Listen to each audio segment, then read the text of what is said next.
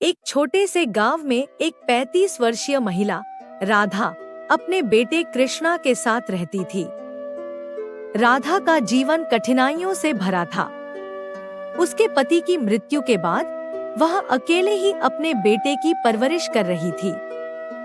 राधा को हमेशा अपने पति के निधन का दुख रहता था, लेकिन उसने हार नहीं मानी और अपने बेटे के लिए मजबूत बनी रही। राधा एक साधारण सिलाई का काम करती थी, जिससे उसका घर चलता था। कृष्णा, जो 10 साल का था, अपनी माँ की मेहनत को देखकर बहुत प्रेरित था। वह हमेशा अपनी माँ से कहता, माँ, एक दिन मैं बड़ा होकर आपका और हमारा गांव का नाम रोशन करूंगा। एक दिन गांव में एक नया प्रोजेक्ट शुरू हुआ। प्रोजेक्ट के तहत गांव के लोगों को डिजिटल शिक्षा दी जानी थी, ताकि वे नए जमाने के साथ कदम से कदम मिलाकर चल सकें। राधा ने सोचा, क्यों न मैं भी इस अवसर का लाभ उठाऊं। उसने साहस जुटाया और उस क्लास में दाखिला लिया।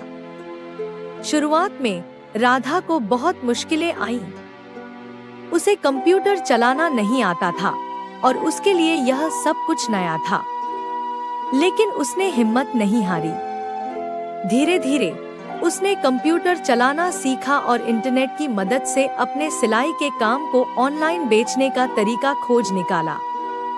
कृष्णा ने अपनी माँ के इस प्रयास को देखा और उसे गर्व हुआ। राधा के इस प्रयास से उसकी आर्थिक स्थिति में सुधार होने लगा। उसने अपने बेटे को अच्छी शिक्षा दिलाने का सपना देखा और उसके लिए मेहनत करती रही।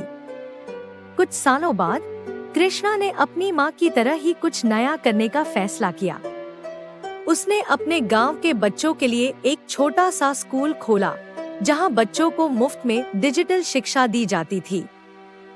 राधा और कृष्णा ने मिलकर गांव के बच्चों के भविष्य को संवारने का काम किया। नया सवेरा राधा और कृष्णा के जीवन में एक नए अध्याय की शुरुआत थी। उन्होंने यह साबित कर दिया कि अगर इंसान में हिम्मत और मेहनत करने की चाहत हो, तो वह किसी भी मुश्किल को पार कर सकता है। इस बदलाव की कहानी ने गांव के अन्य लोगों को भी प्रेरित किया और धीरे धीरे पूरा गांव एक नए युग की ओर बढ़ने लगा। इस कहानी से हमें यह सीख मिलती है कि बदलाव की राह कभी आसान नहीं होती, लेकिन अगर हम अपने सपनों के लिए मेहनत और लगन से काम करें, तो हम जरूर सफल होंगे। बदलाव का यह सफर हमें नए अवसरों और नई संभावनाओं से मिलाता है। अगर आपको हमारी ये कहानी सुनकर अच्छा लगा तो लाइक करें और इसी तरह की और कहानियाँ सुनने के लिए हमारे चैनल को अभी सब्सक्राइब करें। थैंक यू और अपना ख्याल रखें।